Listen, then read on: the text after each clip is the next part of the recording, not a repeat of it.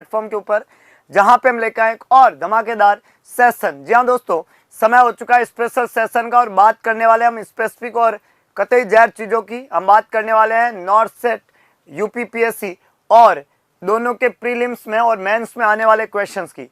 तो दोनों एग्जाम का प्रीलिम्स और मेंस आप लोगों के सामने है और नॉर्थ सेट की तो डेट भी आ चुकी है। यूपीपीएससी के भाई बहुत जल्दी एग्जाम होने वाला है, तो सभी लोग बड़े उत्साहित मन के साथ में इसकी पूरे जोर शोर से तैयारी करें, बड़े जोश के साथ में, उत्साहित मन के साथ में तैयारी करें, क्योंकि आपका उत्साह ही आपकी सफलता का कारक बनेगा। तो गुड इवनिंग टू ऑल, सभी लोगों का दिल खोल के स्वागत इस शानदार प्लेटफॉर्म के ऊपर। सेशन का हर क्वेश्चन प्यारे दोस्तों रहने वाला इंपॉर्टेंट। सेशन के हर क्वेश्चन में हम बात करने वाले हैं स्पेसिफिक और इम्पोर्टेंट चीज़ों की। हम बात करने वाले कुछ इंपॉर्टेंट और कतई जैड टाइप के चीज़ों की। तो चलिए शुरुआत करते हैं आज के सेशन की सबसे पहले प्रश्न के साथ में। तो आज के सेशन का हमारा पहला प्रश्न है, आप लोगों की स्क्रीन पे आ चुका है। A baby should be monitored from bronze baby syndrome when he is on। यहाँ पे लिखा हुआ एक बेबी है और उसको मॉनिटर करते हैं ब्रॉन्ज बेबी सिंड्रोम के लिए तब जब वो इम्यूनोथेरेपी पे हो, कीमोथेरेपी पे हो, फोटोथेरेपी पे हो, रेडिएशन थेरेपी पे हो। स्वागत है सभी लोगों का। रूबीना, अनामिका, पारुल, सीमा, रिया, पूनम, चित्रलेखा, क्या बात है, बीरू, निखी, वंदना, मोहित, राजेश, अनमोल, क्या बात, स्वागत। चलिए, तो पहला प्रश्न आपके लोगों के लिए आ चुका है, स्क्रीन के ऊपर है। एक बच्चे को मॉनिटर कर रहे हैं ब्रॉन्ज बेबी सिंड्रोम के लिए, BBS, bronze baby syndrome, BBS के लिए मॉनिटर कर रहे हैं। पहला है इम्यूनोथेरेपी, दूसरा है कीमोथेरेपी, तीसरा है फोटोथेरेपी और चौथा है रेडिएशन थेरेपी।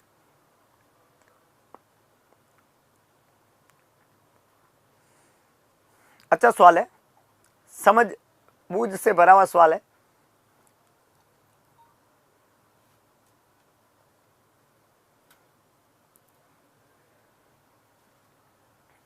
देखो यहां पे आंसर एग्जैक्टली सभी लोगों का सही है, इसको फोटोथेरेपी कहते हैं। पर समझने की यह जरूरत है कि ये जो ब्रॉन्ज बेबी सिंड्रोम है, अच्छा कुछ कई सारे बेबी सिंड्रोम होता है, पहले मैं उसके बारे में बता देता हूं, फिर ब्रॉन्ज बेबी सिंड्रोम होता क्या है यह हमें पता होना जरूरी है। अगर मैं सिंड्रोम की बात करूं तो जैसे एक ये हो गया ब्रॉन्ज बेबी सिंड्रोम, वैसे एक होता है blue baby syndrome. Blue baby syndrome, blue baby syndrome होता है टॉप में, इसको हम बोलते हैं टेट्रालॉजी ऑफ फैलेट। टॉप जो बीमारी होती है टेट्रालॉजी ऑफ फैलेट, उसमें देखने को मिलता है ब्लू बेबी सिंड्रोम टॉप के अंदर। एक होता है यहाँ पे grey baby syndrome, grey baby syndrome. Grey baby syndrome होता है क्लोरामफेनिकोल, क्लोरामफेनिकोल, इसके अंदर होता है ग्रे बेबी सिंड्रोम। एक होता है red man syndrome, red man syndrome, ये होता है वैनकोमाइसिन। वैनकोमाइसिन जो होते हैं वो रेड मैन सिंड्रोम होता है। टॉप में होता है blue baby syndrome, chloramphenicol, grey baby syndrome, red man syndrome होता है वैनकोमाइसिन में। फोटोथेरेपी में होता है ब्रॉन्ज बेबी सिंड्रोम। समझ रहे हो बात को, मतलब पर्टिकुलर बेबी सिंड्रोम पर्टिकुलर चीज़ों के साथ में को रिलेटेड रहता है। तो अलग अलग बेबी सिंड्रोम हम यहाँ पे पढ़ते हैं और इसमें सबसे महत्वपूर्ण बात जो है वो है कि सर ये जो फोटोथेरेपी देते हैं किसी बच्चे को, फोटोलाइट देते हैं, जॉन्डिस के इलाज में देते हैं नो डाउट, बिलिरुबिन 15 पार हो जाता है तब देते हैं। पैथोलॉजिकल जॉन्डिस में फोटोथेरेपी ट्रीटमेंट ऑफ चॉइस के रूप में होता है। तो इस फोटोथेरेपी को जब हम देते हैं तो फोटोथेरेपी क्या करती है, इसके अंदर हम फोटोथेरेपी के अंदर याद रखना 4-5 सवाल इससे बनते हैं। फोटोथेरेपी में सबसे पहले इसका काम क्या है, इसकी मैकेनिज्म क्या है, तो बच्चे में अनकॉन्जुगेटेड बिलिरुबिन बढ़ा हुआ है। अनकॉन्जुगेटेड नॉन सोल्यूबल बिलिरुबिन जो होता है, नॉन सोल्यूबल ये बिलिरुबिन बच्चे के अंदर बढ़ा हुआ है। इस बिलिरुबिन को कन्वर्ट करना पड़ता है कॉन्जुगेटेड में, इसको बनाना पड़ता है सोल्यूबल। तो अनकॉन्जुगेटेड और नॉन सोल्यूबल को कॉन्जुगेटेड और सोल्यूबल बनाने का काम कौन करता है, फोटोलाइट, फोटोलाइट करती है। तो इसको हम फोटोथेरेपी के नाम से जानते हैं, इसको हम फोटोलाइट के नाम से जानते हैं। फोटोलाइट अनकॉन्जुगेटेड को कॉन्जुगेटेड करती है, नॉन सोल्यूबल या अनसोल्यूबल को सोल्यूबल या कॉन्जुगेटेड में कन्वर्ट करने का काम करती है। ये फोटोलाइट का काम है। जब बिलिरुबिन अनकॉन्जुगेटेड से कॉन्जुगेटेड होता है, तो कॉन्जुगेटेड बिलिरुबिन बॉडी से क्या हो सकता है, एक्सक्रीट आउट हो सकता है, मतलब जब बिलिरुबिन को हमने कॉन्जुगेटेड किया तो ही वो बॉडी से बाहर जा सकता है, तो उसको एक्सक्रीट आउट करने में ये मदद करती है। ये जो फोटोथेरेपी है, इससे पहला सवाल तो यही बनता है कि ये काम कैसे करती है। तो जो बच्चा होता है उसकी बॉडी में कौन सा बिलिरुबिन ज़्यादा होता है, अनकॉन्जुगेटेड या नॉन सोल्यूबल या इनडायरेक्ट, इसको एक और नाम देते हैं इनडायरेक्ट। तो बच्चे में जो ज़्यादा होता है वो बिलिरुबिन होता है इनडायरेक्ट। फोटोथेरेपी उसको क्या कर देती है, डायरेक्ट, क्या कर देती है, डायरेक्ट कर देती है, सोल्यूबल बना देती है ना, कॉन्जुगेटेड कर देती है। और अगला जो इंपॉर्टेंट पॉइंट है फोटोथेरेपी के प्रिंसिपल, अगला जो सवाल बनता है इस फोटोथेरेपी के प्रिंसिपल क्या है, ये किस प्रिंसिपल पे काम करती है। तो फोटोथेरेपी के जो प्रिंसिपल होते हैं उसमें 3-4 महत्वपूर्ण प्रिंसिपल होते हैं। जिसमें सबसे पहला प्रिंसिपल होता है कि फोटोथेरेपी जो होती है वो configurational isomerisation, structural isomerisation, phototherapy जो है वो किस प्रिंसिपल पे काम करती है। तो प्रिंसिपल देखिएगा इसका, पहला है कॉन्फिगरेशनल आइसोमराइजेशन, ये एक प्रिंसिपल है फोटोथेरेपी का, याद रखना। बोला जाएगा इसमें से फोटोथेरेपी का कौन सा प्रिंसिपल नहीं है, अरे लालो जिस एग्जाम की तैयारी कर रहे हो उसमें बहुत कुछ आपको चाहिएगा, वहाँ पे आपको नोट्स लिखने पड़ेंगे, short notes, long notes, mains के अंदर तो बहुत कुछ रहेगा आपके, इसलिए आपको पूरे उत्साह के साथ में अगरबत्ती लगा के सब साथ में लिखते रहना है। जिन्होंने अभी तक अगरबत्ती नहीं लगाई है उनके मामला थोड़ा गंभीर है, तो मैं नाम बोलना चाहूँगा, मेरे सामने लिस्ट खुल चुकी है अगरबत्ती वर्सेज नॉन अगरबत्ती, अगरबत्ती वर्सेज नॉन अगरबत्ती में जिन्होंने अभी तक अगरबत्ती नहीं लगाई है उनमें नाम आ चुका है सिमरन का, नाम आ चुका है यहाँ पे चांद कुमारी का, नाम आ चुका है यहाँ पे सोनी का, नाम आ चुका है यहाँ पे, जिन्होंने अभी तक अगरबत्ती नहीं लगाई उनके नाम बोल रहा हूँ, जल्दी से लगा दीजिए तो नाम बच जाएगा, है ना। जिन्होंने लगा दिए उसमें नाज है, राजेश है, हाँ क्या बात है, बहुत बढ़िया, काफी नाम कन्वर्ट हो चुके हैं, बहुत ही शानदार। तो पहला है कॉन्फिगरेशनल आइसोमराइजेशन, दूसरा है यहाँ पे स्ट्रक्चरल आइसोमराइजेशन, कौन सा, स्ट्रक्चरल आइसोमराइजेशन, तीसरा हो जाता है फोटो ऑक्सीडेशन, कौन सा oxidation, photo oxidation, photo oxidation. तीनों प्रिंसिपल याद रह जाएंगे, नाम याद रख लेना तुम कि फोटोथेरेपी किन प्रिंसिपल काम करती है। तो फोटोथेरेपी इन 3 प्रिंसिपल पे काम करती है, पहला कौन सा, कॉन्फिगरेशनल आइसोमराइजेशन, दूसरा कौन सा, स्ट्रक्चरल आइसोमराइजेशन, तीसरा कौन सा, फोटो ऑक्सीडेशन। अगला जो इंपॉर्टेंट पॉइंट है, ये जो फोटोथेरेपी होती है, ये जो फोटोथेरेपी होती है, ये तो प्रिंसिपल हो गया फोटोथेरेपी का। तो पहला यहाँ पे क्या हो गया, पहला हो गया फोटोथेरेपी किस पे काम करती है, दूसरा यहाँ पे हो गया फोटोथेरेपी के प्रिंसिपल क्या है, तीसरा पॉइंट यहाँ पे क्या हो गया, फोटोथेरेपी जब देते हैं तो फोटोथेरेपी का प्रोसीजर क्या है, प्रोसीजर क्या है, हाउ इट प्रोसीड। तो याद रखना इस फोटोथेरेपी में आपको हमेशा ध्यान रखना है कि सबसे पहले वहाँ पे यूज होती है, सबसे पहले वहाँ पे इंपॉर्टेंट पॉइंट है कि वहाँ पे ब्लू लाइट यूज करते हैं, ब्लू लाइट जो नंबर में 4 होती है, there is 4 blue light and white light use करते हैं 2 व्हाइट लाइट, 4 ब्लू लाइट काम में लिया जाता है, 2 व्हाइट लाइट काम में लेते हैं। दूसरा इंपॉर्टेंट पॉइंट, लाइट और लाइट के नीचे बच्चे और लाइट के बीच में तकरीबन 45 सेंटीमीटर का डिस्टेंस, एक सवाल पूछा जाता है distance between baby and light, तकरीबन कितना डिस्टेंस, 45 सेंटीमीटर का डिस्टेंस होना चाहिए लाइट और बच्चे के बीच में। अगला जो पूछा जाएगा तीसरा पॉइंट वो रहेगा कि फोटोथेरेपी जब हम देते हैं, 4 ब्लू और 2 व्हाइट लाइट, बच्चों और लाइट के बीच में 45 सेंटीमीटर का डिफरेंस होना चाहिए तकरीबन। और अगला जो पूछा जाएगा कि लाइट की वेवलेंथ कितनी होनी चाहिए, वेवलेंथ, तो वेवलेंथ कितनी होगी लाइट की, वेवलेंथ 420 to 460 नैनोमीटर, ये लाइट की वेवलेंथ होनी चाहिए, 420 to 460 नैनोमीटर ये लाइट की वेवलेंथ है।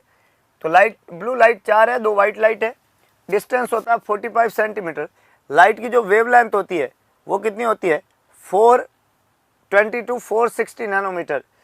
और ये जो लाइट होती है ये लाइट कितने टाइम के लिए देते हैं, समय, टाइम, लाइट कितने समय के लिए देंगे, तो जब तक बिलिरुबिन अपनी नॉर्मल रेंज में नहीं आ जाता। याद रखना कि जैसे मान लो बच्चे का बिलिरुबिन 15 mg/dl से ज़्यादा होता है और आपने फोटोथेरेपी स्टार्ट कर दी, ये तो एक टर्म बेबी के लिए है, बाकी अलग अलग उम्र के लिए इसकी कट ऑफ अलग अलग है। तो जैसे आपने बिलिरुबिन का एक कट ऑफ मान लिया है कि नहीं है, और 420 टू 490 नैनोमीटर जो है, 420 टू 460 और 490 दोनों वेवलेंथ होती है। लाल क्यों कंफ्यूज हो रहे हो, 490 कर दो, it's not a problematic issue, है ना, दोनों ही है। 500 तक इसको नॉर्मल माना जाता है। तो 420 टू 460 और अप टू 490, इसमें कोई दो राय नहीं है, इसमें घबराने की बिल्कुल जरूरत नहीं है, इससे कोई फर्क नहीं पड़ेगा, है कि नहीं है। और जब हम इसकी बात करते हैं, वेवलेंथ की बात कर ली हमने, टाइमिंग की बात की, तो टाइमिंग हमने बोला कि उसको नॉर्मल आने तक हम रखते हैं। नॉर्मली जब भी बच्चा लाइट में रहता है तो हम 24 आवर्स के लिए लाइट में रख सकते हैं बच्चे को, अप टू 24 आवर्स, है ना, अप टू 24 आवर्स, 24 घंटे तक लगातार सतत रूप से रखना है उसको लाइट के नीचे, तब तक जब तक कि बिलिरुबिन अपने नॉर्मल रेंज में नहीं आ जाता, ये इसका समय अंतराल होता है। अगला होता है कि जब बच्चे को लाइट के नीचे आप रखते हो तो बच्चे को लाइट की वजह से कुछ दुविधाएं होगी वहां पे, तो इसके मोस्ट कॉमन कॉम्प्लिकेशन क्या रहते हैं, है ना। और कॉम्प्लिकेशन से पहले तो आप ये पढ़ो कि जब उसको लाइट के नीचे हम रखते हैं तो यहाँ पे आपको देखना है कि उसके सारे कपड़े हटा देना होता है, remove all clothes accept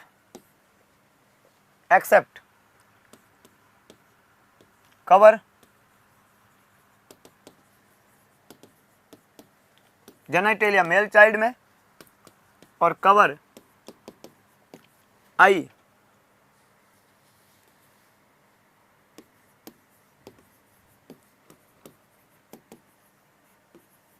shield से। सारे कपड़े हटा देने होते हैं, remove all clothes except genitalia, है ना, जेनिटलिया बच्चे में कवर करके रखो जेनिटलिया, और आई कवर करके रखो आई शील्ड से। Genital should be covered and eyes by eye shield should be covered. बाकी सारे कपड़े जो है वहाँ पे क्या कर देने होते हैं, रिमूव कर देने होते हैं, इस बात का आपको ध्यान रखना होता है। हाँ, जेनिटलिया कवर करके रखना होता है, इस बात का आपको ध्यान रखें। बाकी सब कपड़े आप हटा देंगे, कोई भी कपड़ा बॉडी पे नहीं रहना चाहिए, स्किन पे नहीं रहना चाहिए। जेनिटलिया फीमेल में अगर कवर ना भी करें तो कोई फर्क नहीं पड़ता है, मेल में करना होता है, क्योंकि मेल में टेम्परेचर जो लाइट का है वो बच्चे के जो टेस्टिस है उसको, सेल को नुकसान पहुंचाता है, तो लेटर ऑन लाइफ में स्पर्म के प्रोडक्शन में दिक्कत हो सकती है जब बच्चा बड़ा होगा, दैट इज द प्रॉब्लम। और बाकी आंखें जो इसलिए कवर करता है क्योंकि बच्चा आई की तरफ ही देखेगा लगातार, उसमें डोल्स आई रिफ्लेक्स होता है, तो कॉन्स्टेंटली उसके अंदर आई खराब होने की संभावना रहती है, इस बात का आपको ध्यान रखना है, ठीक है।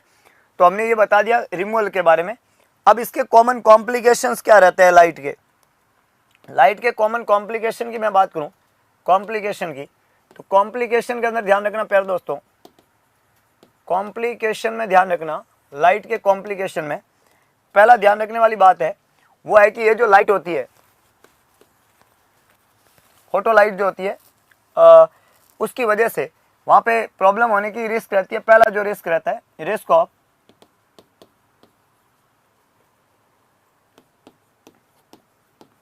हाइपरथर्मिया, टेम्परेचर ज्यादा होने की रिस्क है, इसके लिए फ्रीक्वेंट टेम्परेचर चेक करना होता है वहाँ पे फ्रीक्वेंटली, क्योंकि लाइट के तेज इफेक्ट से बच्चे को हाइपरथर्मिया हो सकता है। देखो नॉर्मली बच्चा हाइपोथर्मिया में जाता है, लेकिन यहाँ पे लाइट के इम्पैक्ट की वजह से रिस्क ऑफ हाइपरथर्मिया। दूसरा, लाइट की वजह से फ्लूइड का loss, dehydration, risk of dehydration, ये कॉमन कॉम्प्लिकेशन है। डिहाइड्रेशन के साइन असेस करते हैं, इसके ट्रीटमेंट के लिए frequent exclusive breast feeding plus top feeding, और फिर भी जरूरत पड़े आईवी फ्लूइड दे दो, लेकिन डिहाइड्रेशन नहीं होना चाहिए। तो एक्सक्लूसिव ब्रेस्ट फीडिंग पहला तरीका है, नहीं हो रहा तो टॉप फीडिंग दे दो, उससे भी पार नहीं पड़ रहा तो आईवी फ्लूइड दे दो, लेकिन client should be protect from such complication. तो client should be protect from hyperthermic complication, client should be protect from dehydration complication. Dehydration से बचा लो, हाइपरथर्मिया से बच्चे को बचा लो, ये दोनों बचाव बच्चे के लिए बहुत जरूरी है। तो ये दो बचाव बच्चे में करने कॉम्प्लिकेशन। और जो लास्ट खतरनाक कॉम्प्लिकेशन है फोटोथेरेपी का, वो तीसरा कॉम्प्लिकेशन है, इसको हम बोलते हैं ब्रॉन्ज बेबी सिंड्रोम। और ब्रॉन्ज बेबी सिंड्रोम से बच्चे को बचाने के लिए क्या करेंगे, वहाँ पे क्या करेंगे, ये क्यों होता है? Due to excessive conversion. ये क्यों होता है? तो हमने बताया ड्यू टू एक्सेस कन्वर्जन, बहुत ज़्यादा कन्वर्जन, एक्सेस कन्वर्जन किसका किस में, अनकॉन्जुगेटेड का कॉन्जुगेटेड में, unconjugated,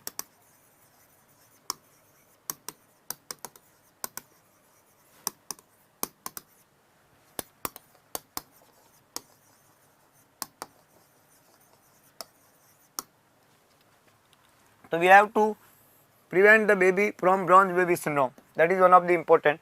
So this is all about the phototherapy और photo life. तो मैंने अभी ब्रॉन्ज बेबी सिंड्रोम की बात की, तो correct answer bronze baby syndrome है, रेस्ट ऑल आर इनकरेक्ट। अगला प्रश्न आपकी स्क्रीन पे लग चुका है, आंकड़ा बिल्कुल नया लग चुका है और कहानी ये कहती है कि इतिहास बदलने वाला काम करेंगे। अगला सवाल क्या कह रहा है, विच of the following international agencies contributing maximum for maternal and child health service in India.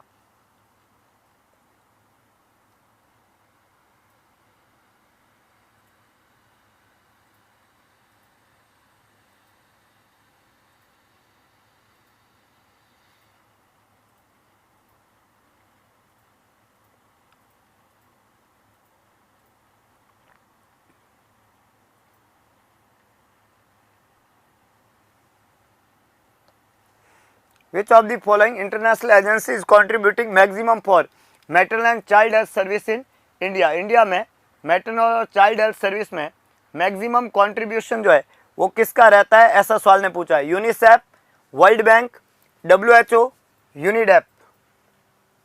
Maximum contribution किसका रहता है, इंटरनेशनल एजेंसी में किसका रहता है जो मैक्सिमम कंट्रीब्यूशन करती है मैटरनल और चाइल्ड हेल्थ इंडिया के अंदर।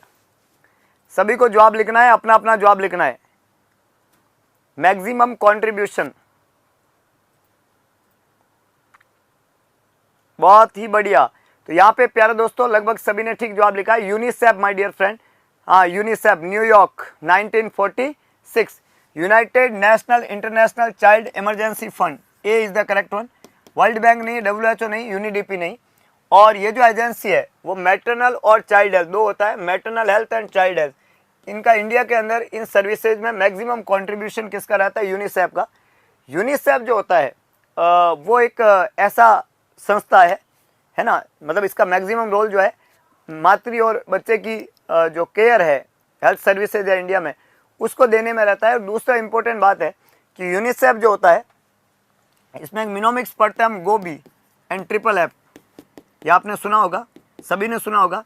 इसमें जी का मतलब बच्चे के लिए है ग्रोथ मॉनिटरिंग, ग्रोथ मॉनिटरिंग। ओ के लिए है ORS, बी के लिए है ब्रेस्ट फीडिंग, ब्रेस्ट फीडिंग, और आई के लिए है इम्यूनाइजेशन, इम्यूनाइजेशन। याद रखना, गोबी है, गोबी में G is the growth chart, G is the growth chart, O is the ORS, B is the breast feeding, I is the immunization. इसको हम गोबी बोलते हैं। Growth chart, growth monitoring, oral rehydration solution, breast feeding, immunization. यहाँ पे 3 app भी है, यहाँ पे 3 ऐप भी है। पहला ऐप जो है, पहला ऐप ये है फैमिली प्लानिंग, फैमिली प्लानिंग। एक ऐप है female education, female. You heard 3 app और नॉट, सुना पहले कभी? यूनिसेफ में 3 ऐप भी होते हैं, फैमिली एजुकेशन ही, फीमेल एजुकेशन। हाँ, फैमिली प्लानिंग है, फीमेल एजुकेशन है, न्यूट्रिशन है। क्या है? न्यूट्रिशन। न्यूट्रिशन, तो ये न्यूट्रिशन, एजुकेशन और फैमिली प्लानिंग, फीमेल एजुकेशन और न्यूट्रिशन फीमेल के लिए, और फैमिली प्लानिंग, ये 3 तो फीमेल के लिए आते हैं और ये बच्चे के लिए नॉर्मली। तो GOBI is the word and 3 ऐप यहाँ पे आता है। यूनिसेफ 1946, ये आपको ध्यान रखना है। समझ में आई प्यारे दोस्तों? बहुत बढ़िया, फीमेल एजुकेशन एंड न्यूट्रिशन, बिल्कुल। चलिए, तो ये तो सारा का सारा हो गया आपका यूनिसेफ को लेके, जो आपको यहाँ पे ध्यान रखना है। अगला प्रश्न, what do you mean by ethics in nursing? Nursing में एथिक्स का क्या मतलब है? Procedure carried out by a nurse, rules for correct behaviour, job responsibility of a nurse, characteristic of a good nurse.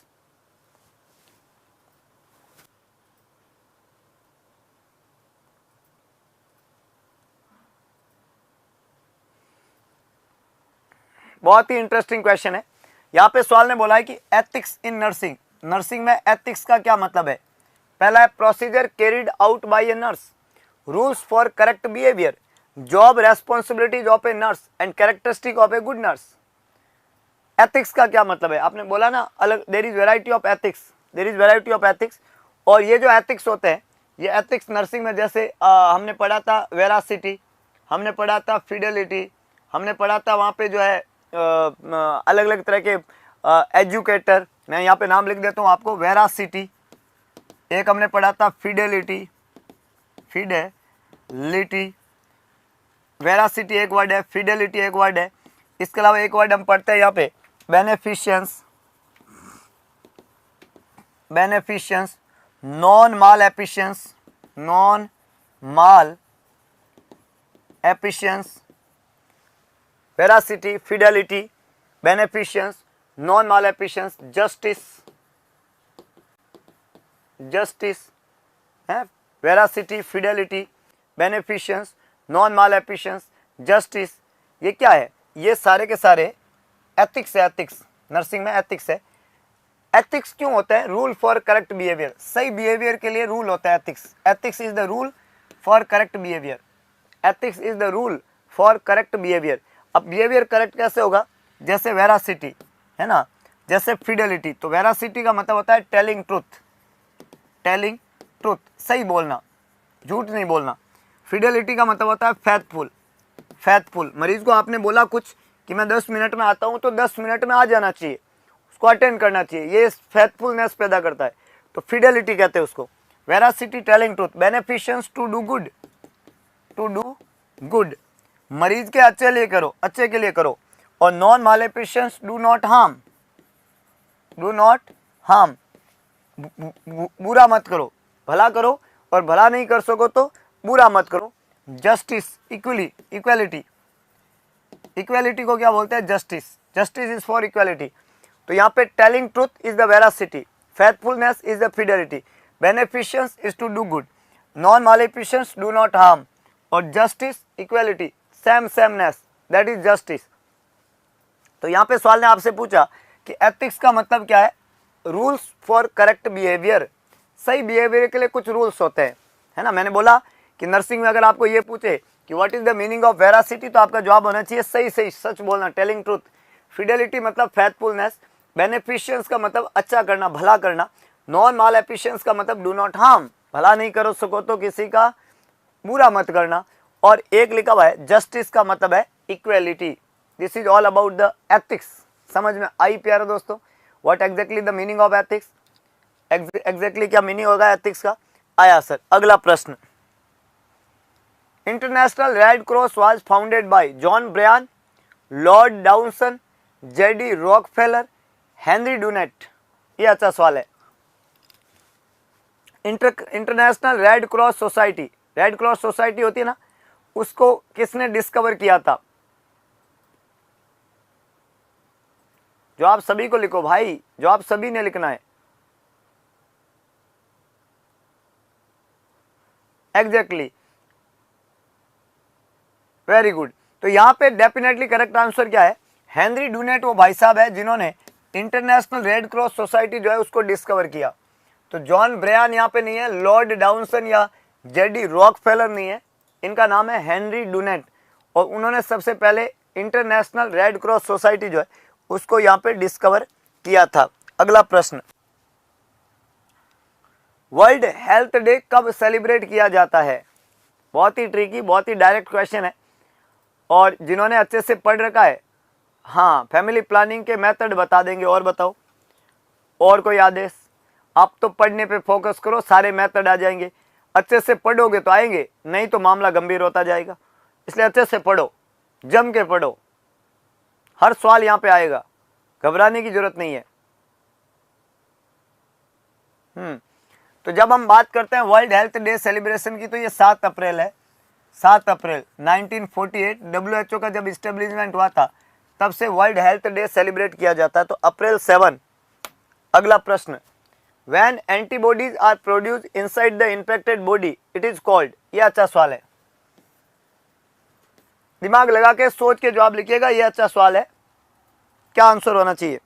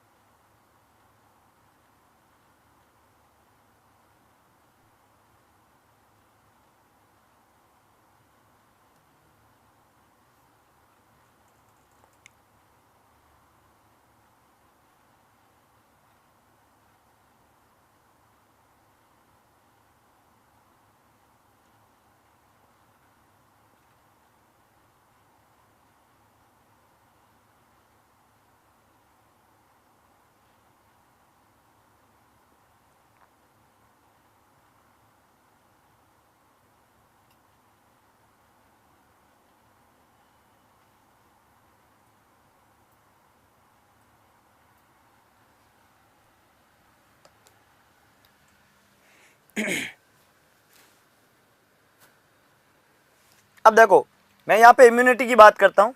One of the important condition immunity. जब मैं immunity की बात करता हूँ प्यारे दोस्तों, इम्यूनिटी की, तो इम्यूनिटी के लिए बहुत ही महत्वपूर्ण बात यहाँ पे निकल के सामने आती है। क्या? हमारी बॉडी में इम्यूनिटी दो तरह की होती है। कौन कौन सी?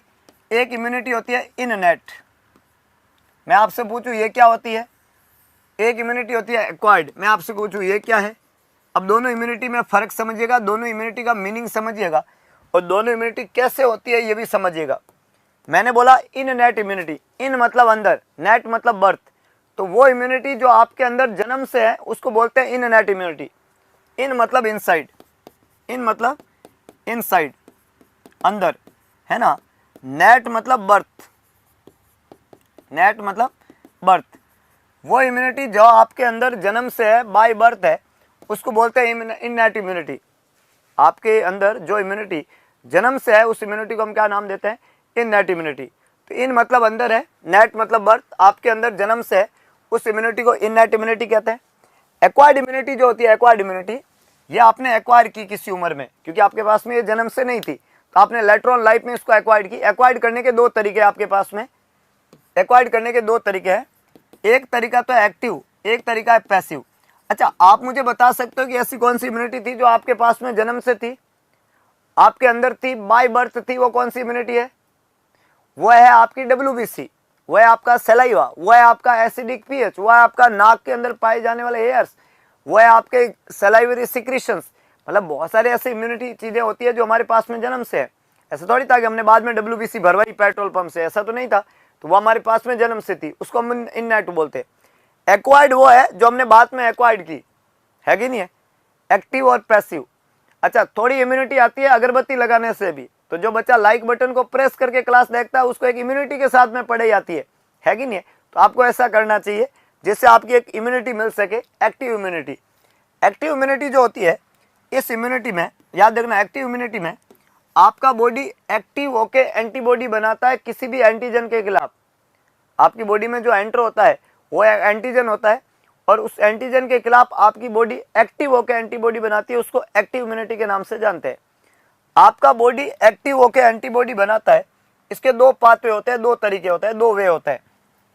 कौन से दो पाथवे हैं, दो तरीके हैं, दो वे है ना? आपका बॉडी एक्टिव होकर एंटीबॉडी बनाएगा एंटीजन के खिलाफ, इसके दो पाथवे हैं। पहला होता है नेचुरल और दूसरा होता है आर्टिफिशियल। आपका बॉडी एक्टिव होकर एंटीबॉडी बनाएगा, इसमें एंटीजन के जाने का दो तरीका है, नेचुरल तरीका और आर्टिफिशियल तरीका। पैसिव इम्यूनिटी में भी दो तरीका है, नेचुरल और आर्टिफिशियल। नेचुरल और आर्टिफिशियल दोनों में फर्क समझिएगा, बड़ा मजेदार मामला है। जब मेरी बॉडी एक्टिव होकर एंटीबॉडी बनाने लगे, मैंने बोला इसके अंदर बॉडी एक्टिव होकर एंटीबॉडी बनाएगी, तो जब बॉडी एक्टिव होकर एंटीबॉडी बनाने लगेगी तो उसमें एक तरीका नेचुरल हो जाएगा, एक आर्टिफिशियल। नेचुरल क्या, कि जैसे आपको कोई बीमारी हुई, बीमारी में एंटीजन गया, नेचुरल तरीके से गया, आपकी बॉडी ने एक्टिव होकर एंटीबॉडी बनाई, तो ये एक्वायर्ड इम्यूनिटी आपकी कैसी थी, नेचुरल एक्टिव एक्वायर्ड इम्यूनिटी, जो एक डिजीज के होने पे होती है। जैसे चिकन पॉक्स, तो मेरे को जिंदगी में एक बार चिकन पॉक्स हुई थी, उसके बाद में चिकन पॉक्स लौट के दोबारा नहीं हुई, क्योंकि चिकन पॉक्स एक वायरल डिजीज थी और मेरी बॉडी ने एक्टिव होकर उसके खिलाफ एंटीबॉडी बनाई और उसको दोबारा मुझे नहीं होने दिया। इसको बोलते हैं नेचुरल एक्टिव एक्वायर्ड इम्यूनिटी। दूसरा है आर्टिफिशियल। आर्टिफिशियल, ये आर्टिफिशियल कब होता है, जब वैक्सीन लगाते हैं, वैक्सीन। तो वैक्सीन क्या है, वैक्सीन एंटीजन है, और जब आपने वैक्सीन लगाई तो बॉडी ने एक्टिव होकर इम्यूनिटी बनाई, इसको बोलते हैं आर्टिफिशियल एक्टिव एक्वायर्ड इम्यूनिटी, और ये वैक्सीन से होती है ना। किसी को हम वैक्सीन लगाते हैं ना, तो वैक्सीन में आपने क्या इंजेक्ट किया, एंटीजन इंजेक्ट किया, बॉडी ने एक्टिव होकर क्या बनाई, एंटीबॉडी। इसको बोलते हैं vaccine oriented artificial active acquired immunity, ये वैक्सीन रहता है। फिर मैं पैसिव इम्यूनिटी की तरफ जाता हूँ। ये भी नेचुरल और आर्टिफिशियल दो तरह की होती है। पैसिव इम्यूनिटी भी नेचुरल है, पैसिव इम्यूनिटी भी आर्टिफिशियल टाइप की होती है। जो पैसिव इम्यूनिटी नेचुरल टाइप की होती है, नेचुरल, और एक पैसिव इम्यूनिटी होती है artificial.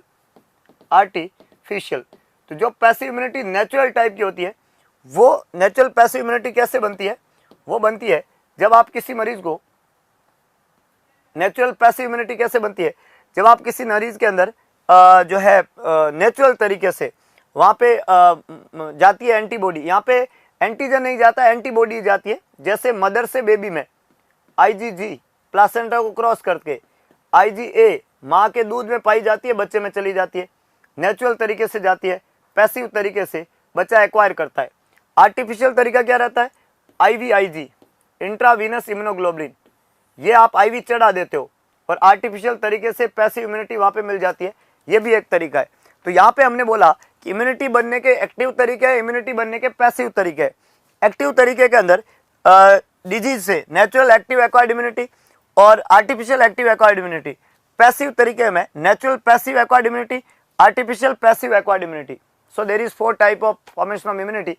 In one there is natural disease, in one there is vaccination, in the one there is immunoglobulins, in one there is intravenously, artificially we just give the immunoglobulins. तो immunoglobulins natural तरीके से जा सकते हैं, immunoglobulins हम artificial तरीके से भी दे सकते हैं। This is all about the immunity chart my dear friend. और here is the asking question, when antibodies are produced inside the infected body, जब एंटीबॉडी इन्फेक्टेड बॉडी के अंदर प्रोड्यूस होती है, इनसाइड, तो इस इम्यूनिटी को हम एक्टिव इम्यूनिटी कहते हैं। अंदर बनेगी, बाहर से एंटीजन जाएगा, बाहर एंटीबॉडी नहीं जाती है, एंटीबॉडी इन्फेक्टेड पर्सन के अंदर बनती है। ये तरीका एक्टिव तरीका है, और अंदर बनती है इसलिए इस तरीके को एक्टिव तरीका कहते हैं, है कि नहीं है। अंदर ही बनती है तो एक्टिव तरीका है, बाहर से आप देते हो वो पैसिव तरीका है। बाहर से अपना आप जाती है तो नेचुरल पैसिव है, बाहर से हम भेजते हैं IVIG आर्टिफिशियल तरीका है। नेचुरल तरीके में बीमारी होती है, एक्टिव होके बनाता है नेचुरल एक्टिव, और बाहर से वैक्सीन लगाते हो आर्टिफिशियल एक्टिव।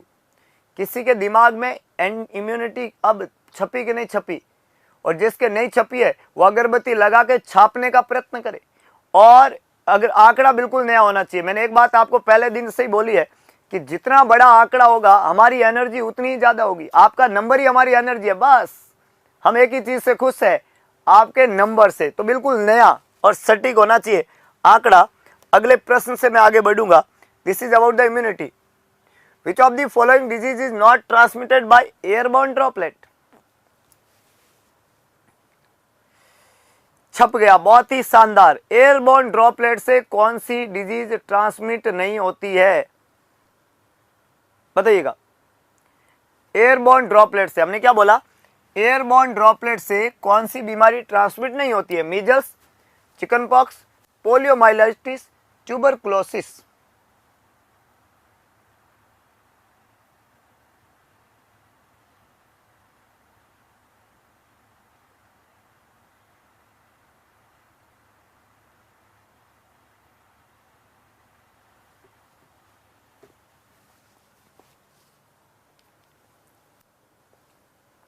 बहुत बढ़िया।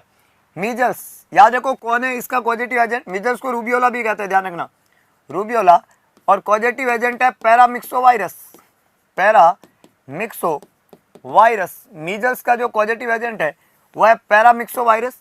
मीजल्स को हम रूबियोला के नाम से भी जानते हैं। ये जो मीजल्स बीमारी होती है, इस मीजल्स के होने का जो तरीका होता है, मतलब ये मीजल्स कैसे होती है, रूबियोला इसको बोलते हैं, पैरामिक्सो वायरस से होती है। तो इस वायरस की एंट्री ह्यूमन बॉडी में होती है। एंट्री होने के बाद में ये जो वायरस है ये शो करता है क्या, एक तो बनाता है कॉप्लिक स्पॉट बनाता है, कॉप्लिक स्पॉट ओरल एरिया में, ओरल कैविटी में बनता है कॉप्लिक स्पॉट मीजल्स में। दूसरा मीजल्स के अंदर रैसेज बनते हैं, ओवरऑल बॉडी में रैसेज बनते हैं। एंटर होने का तरीका था रेस्पिरेटरी, नोजोकोमियल, एयर ड्रॉपलेट, ये ड्रॉपलेट से ही होता है। दूसरा है चिकन पॉक्स बहुत इंपॉर्टेंट डिजीज है। चिकन पॉक्स का पॉजिटिव एजेंट है वेरिसेला जोस्टर। एंटर होने का तरीका होता है डायरेक्ट कॉन्टेक्ट या एयर ड्रॉपलेट, दोनों तरीके से एंटर होता है chicken pox, varicella zoster. Vesicles बनते हैं, वेसाइकल्स क्या होता है, ड्यू ड्रॉप पैटर्न के अंदर वहाँ पे ड्यू ड्रॉप पैटर्न के अंदर खूब सारे वेसाइकल्स बनते हैं, fluid field, dew drop pattern के अंदर फ्लूइड फील्ड वेसाइकल्स बनते हैं, जिनका डिस्ट्रीब्यूशन जो है वो सेंट्रीपिटल होता है और ये सेंट्रीपिटल होता है और ये प्लियोमॉर्फिक होते हैं, प्लियोमॉर्फिज्म। दो वर्ड मैंने यहाँ पे लिखे हैं, आपके लिए बहुत ही मददगार वर्ड होंगे ये। पहला मैंने लिखा है सेंट्रीपिटल का मतलब होता है इसमें जो वेसाइकल बनते हैं वो सेंटर में ज़्यादा होते हैं, पेरिफेरी में कम होते हैं। इसका मतलब जो वेसाइकल है वो हाथ की हथेलियों पे नहीं बनेंगे कभी भी। और दूसरा मैंने लिखा है प्लियोमॉर्फिज्म का मतलब होता है इस बीमारी की अलग अलग क्रॉप का मतलब है जो पहले वेसाइकल थे, दूसरे दिन मान लो वो पस्ट्यूल बने तो और नए वेसाइकल बन गए, पस्ट्यूल वाले क्रस्ट बने, वेसाइकल पस्ट्यूल बने तो इधर नए वेसाइकल बन गए। इस तरीके से अलग अलग क्रॉप जो है वहाँ पे देखने को मिलती है, अलग अलग crop, there is variety of crop, 1 2 3 ऐसे अलग अलग क्रॉप ये यहाँ पे देखने को मिलती है इसके अंदर, इसको प्लियोमॉर्फिज्म कहते हैं। इस बात का आपको ध्यान रखना है इस बीमारी के अंदर, ठीक है। सो ये तो चिकन पॉक्स के बारे में बात हुई। चिकन पॉक्स भी एक ड्रॉपलेट से होने वाली बीमारी है। पोलियो को छोड़ते हैं, पहले टीबी को पकड़ते हैं। टीबी वायरल नहीं है, बैक्टीरियल डिजीज है। कैसी बीमारी है, बैक्टीरियल डिजीज है, ये आपको दिमाग में पता होना चाहिए। अब टीबी कौन से बैक्टीरिया से होती है, तो जवाब है माइकोबैक्टीरियम ट्यूबरकुलाई। किससे होती है, माइकोबैक्टीरियम ट्यूबरकुलाई, ये इसका पॉजिटिव एजेंट है। टीबी का पॉजिटिव एजेंट कौन है, माइकोबैक्टीरियम ट्यूबरकुलाई है। और ये जो माइकोबैक्टीरियम ट्यूबरकुलाई है, जो टीबी का पॉजिटिव एजेंट है, वो एक बैक्टीरिया है और ये बैक्टीरियल इन्फेक्शन जो है वो मरीज के लंग्स को अफेक्ट करता है, उसको पल्मोनरी टीबी कहते हैं। हो सकता है ये ब्रेन को अफेक्ट करे, हो सकता है ये हड्डी को अफेक्ट करे, वह मतलब आपके बॉडी के किसी भी एरिया को अफेक्ट कर सकता है। मोस्टली ये किसको अफेक्ट करता है, लंग्स को अफेक्ट करता है। माइकोबैक्टीरियम ट्यूबरकुलाई ट्यूबरकुलोसिस बीमारी का नाम है। 100% बैक्टीरियल डिजीज है ट्यूबरकुलोसिस, 100% बैक्टीरियल डिजीज है ट्यूबरकुलोसिस। नाउ ये ट्यूबरकुलोसिस की बात होगी तो यहाँ पे एक ऑप्शन बचा and that is known as poliomyelitis. C यहाँ पे करेक्ट आंसर है, इसको हम बोलते हैं पोलियो वायरस से होता है, पोलियो वायरस वाली बीमारी होती है पोलियो। और ये जो पोलियो वायरस होता है, ये पोलियो वायरस जो है सबसे पहले जीआईटी को अफेक्ट करता है। पोलियो वायरस सबसे पहले किसको अफेक्ट करता है, जीआईटी को। तो ये ओरोफिकल रूट से होता है, ना कि एयर ड्रॉपलेट से। पोलियो के बारे में 4 बातें पूछी जाती है। पोलियो के होने का जो तरीका होता है वो होता है ओरोफिकल रूट, इन्फेक्टेड वाटर और इनसे ये होता है, और ये सबसे पहले जीआईटी को अफेक्ट करता है। तो याद रखना, कभी ऐसा मत लिख देना कि पोलियो नर्वस सिस्टम को अफेक्ट करता है पहले ना, पहले ये कहाँ जाएगा, पेट में जाके आपके पेट को प्रॉब्लम करेगा, वहाँ पे दस्त उल्टी वगैरह होगी। ये जीआईटी को इन्फेक्टेड करता है 99.9%। 0.1% ये कॉम्प्लिकेटेड होके और न्यूरॉन को अफेक्ट करता है और उसकी वजह से लोअर मोटर न्यूरॉन अफेक्ट होते हैं और लोअर मोटर न्यूरॉन में फ्लैसिड पैरालिसिस हो जाता है। इसको पैरालाइटिक पोलियो कहते हैं और ये बहुत ही लेस और बहुत ही कम लोगों में होता है, सब में नहीं होता है, बहुत ही कम लोगों में होता है। जो कि फ्लैसिड पैरालिसिस होता है, लोअर मोटर न्यूरॉन को अफेक्ट करता है, फ्लैसिड पैरालिसिस होता है। जीआईटी का पोलियो होता है। ओरोफिकल रूट जो है इसका मोस्ट कॉमन रूट रहता है पोलियो का, ये बात आपको ध्यान रखनी है। अगले प्रश्न से आगे बढ़ते हैं। एक और महत्वपूर्ण प्रश्न आपकी स्क्रीन पे। हाँ, प्राइमरी इन्फेक्टेड करता है ये जीआईटी को, पहले इन्फेक्ट करता है जीआईटी को।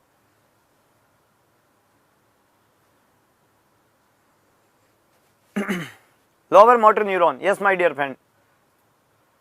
अगला सवाल है, boiling water help in killing all the organism except one. Boiling water मदद करता है सभी ऑर्गेनिज्म को डिस्ट्रॉय करने में, हेल्प करता है एक को छोड़ के।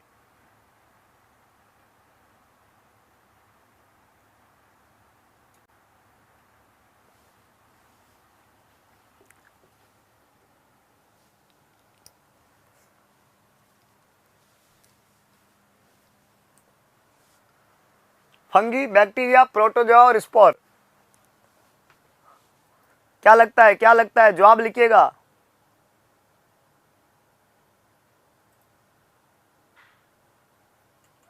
अरे सभी को जवाब लिखना है भाई, कुछ बच्चे लिख रहे हैं, कुछ नहीं लिख रहे हैं।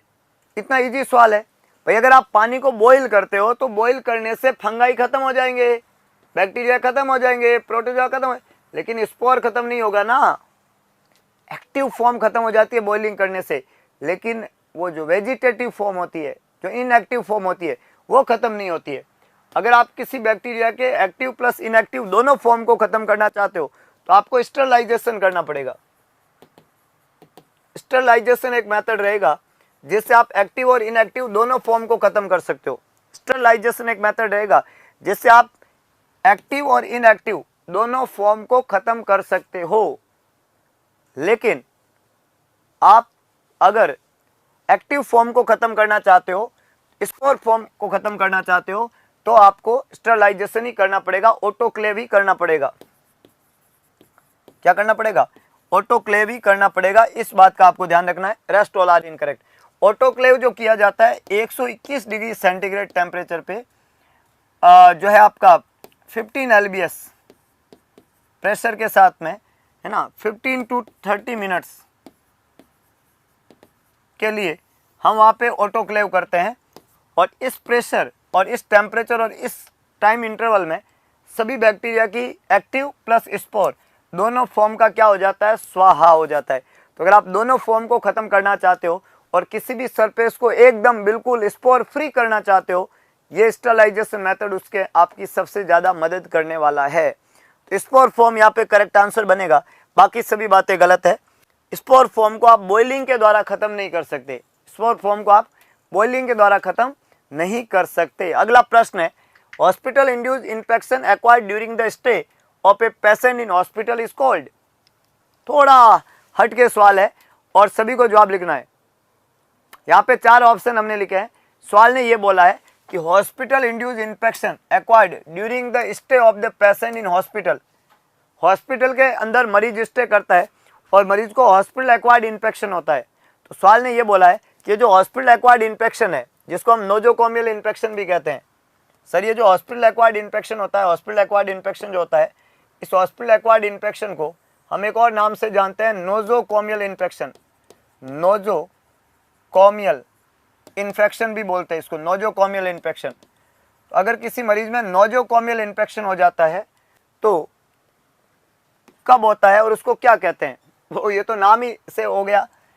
एक्चुअली में क्या होता है कि जब मरीज हॉस्पिटल में स्टे करता है, मरीज जब हॉस्पिटल में स्टे करता है ना, इसको लोकलाइज नहीं कहते। कुछ लोग तो ये आंसर लिख रहे हैं जबकि हम लिख चुके हैं कि इसको नोजोकोमियल कहते हैं। जब मरीज हॉस्पिटल में स्टे करता है तो हॉस्पिटल में स्टे के दौरान कुछ प्रोसीजर वहाँ पे होता है हॉस्पिटल में, उसके ऊपर प्रोसीजर, है ना, जिसमें एक मोस्टली प्रोसीजर होता है कैथेटराइजेशन। प्रोसीजर होता है कैथेटराइजेशन, और कैथेटराइजेशन से मरीज को इन्फेक्शन मिल जाता है, उसको आइट्रोजेनिक भी कहते हैं। एक वर्ड होता है आइट्रोजेनिक, याद रखना। आइट्रोजेनिक का मतलब क्या होता है? आइट्रोजेनिक का मतलब होता है मरीज जब हॉस्पिटल में भर्ती था तो आपने मरीज के कोई प्रोसीजर किया, और जब आपने कोई प्रोसीजर किया और उस प्रोसीजर से मरीज को इन्फेक्शन हो गया, इस इन्फेक्शन को क्या नाम देते हैं? आइट्रोजेनिक इन्फेक्शन नाम देते हैं। क्या नाम देते हैं? आइट्रोजेनिक। तो जब मरीज हॉस्पिटल में भर्ती था, आपने कोई प्रोसीजर किया, प्रोसीजर का नाम है कैथेटराइजेशन। कैथेटराइजेशन से मरीज को इन्फेक्शन हुआ, इन्फेक्शन को नाम दिया आइट्रोजेनिक इन्फेक्शन। और ये जो इन्फेक्शन हुआ, ये इन्फेक्शन हॉस्पिटल एक्वायर्ड इन्फेक्शन था, इसको नोजोकोमियल इन्फेक्शन भी कहते हैं। ये जो आइट्रोजेनिक इन्फेक्शन था या कैथेटराइजेशन जो इन्फेक्शन हुआ था, ये इन्फेक्शन 48 आवर्स का, है ना, आफ्टर 48 आवर्स ऑफ हॉस्पिटलाइजेशन होना चाहिए। आफ्टर 48 आवर्स, 48 घंटे बाद में, हॉस्पिटल में भर्ती होने के 48 घंटे बाद में ये इन्फेक्शन होता है, तब ये नोजोकोमियल वाली कैटेगरी में काउंट होगा। 48 घंटे बाद में जब ये इन्फेक्शन हुआ था, मान लो मरीज हॉस्पिटल में भर्ती हुआ और 48 घंटे बाद में जब उसको इन्फेक्शन हुआ, तो ये रूट यूटीआई कैथेटराइजेशन था, तो हुआ उसको यूटीआई था। एक्चुअली में उसको इन्फेक्शन हुआ कौन सा था, यूरिनरी ट्रैक्ट इन्फेक्शन हुआ था। आफ्टर 48 आवर्स में हुआ था हॉस्पिटलाइजेशन के। कैथेटराइजेशन इसका तरीका था, आइट्रोजेनिक इन्फेक्शन था, नोजोकोमियल इसको बोलते हैं। इसको री इन्फेक्शन या इसको सेकेंडरी इन्फेक्शन या लोकलाइज इन्फेक्शन नहीं कहते हैं, बी यहाँ पे करेक्ट आंसर है। इसको नोजोकोमियल इन्फेक्शन के नाम से जानते हैं और यही हॉस्पिटल एक्वायर्ड इन्फेक्शन है। 48 आवर्स एडमिशन के बाद में होने वाला इन्फेक्शन है। E coli most common type का urinary tract infection. Cardiac catheterization इसका तरीका था, नोजोकोमियल इसका टाइप है। समझ गए? तो हॉस्पिटल एक्वायर्ड इन्फेक्शन को और क्या नाम देते हैं, नोजोकोमियल इन्फेक्शन। कितने समय में होता है, 48 आवर्स में होता है। समझ में आई प्यारे दोस्तों? मैं हार नहीं मानूंगा, मैं रार नहीं ठानूंगा, काल के कपाट पे लिखता चला जाऊंगा, गीत नहीं गाऊंगा। क्या बात है! और इन्हीं गीतों की जरूरत है इस एग्जाम में सफलता पाने के लिए। सभी को उत्साहित मन के साथ में तैयारी करने है कि नहीं? सबको उत्साहित मन के साथ में तैयारी करनी है और आपका मन उत्साहित होगा तो तैयारी जबरदस्त होगा, इसमें कोई दो राय नहीं है। अगले प्रश्न से आगे बढ़ते हैं। नेक्स्ट प्रश्न है प्यारे दोस्तों, जीन पाएजे की थ्योरी किस प्रिंसिपल के ऊपर बेस है? जीन पाएजे की थ्योरी किस प्रिंसिपल बेस है? Psychosexual development, moral development, psycho social development और cognitive development.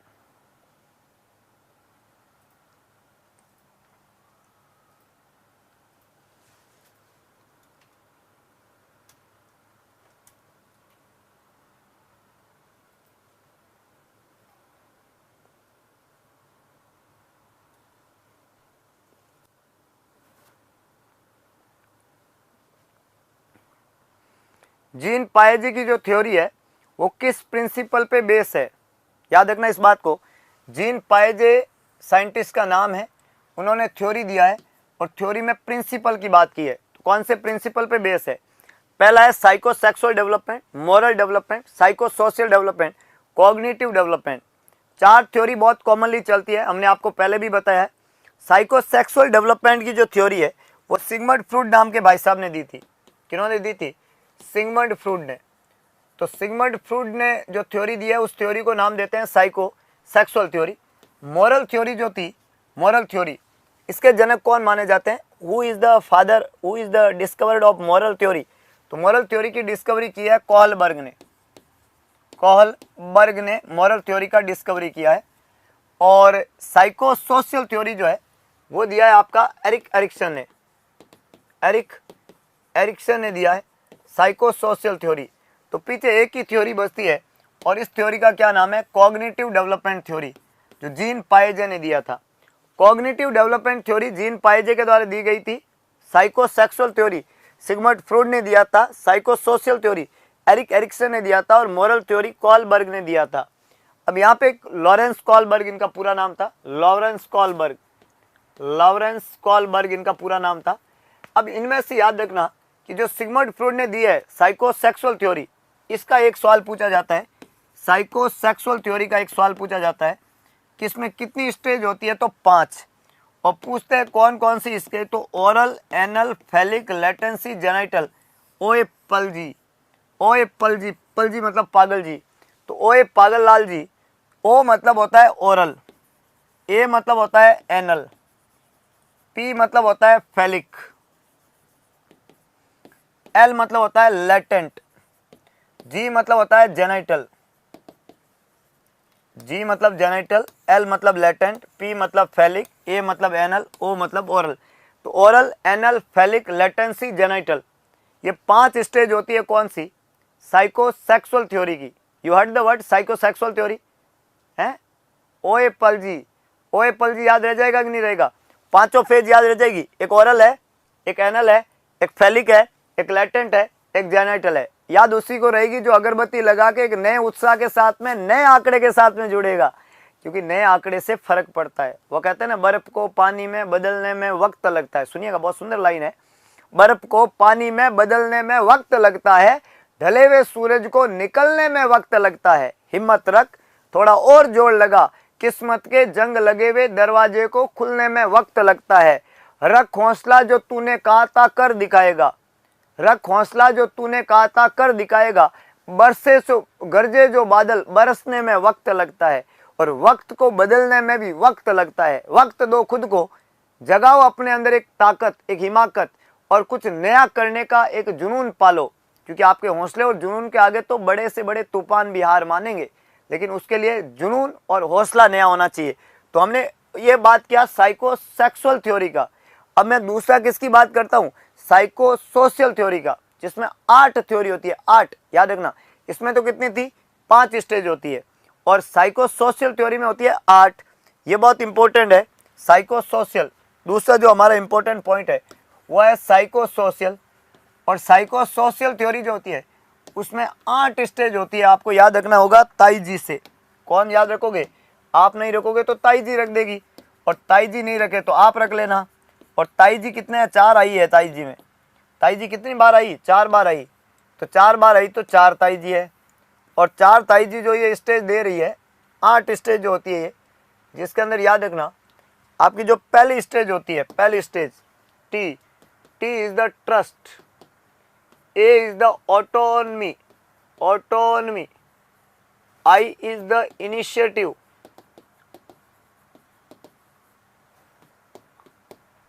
Industry,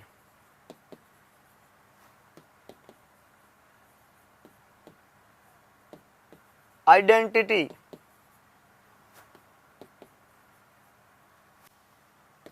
intimation,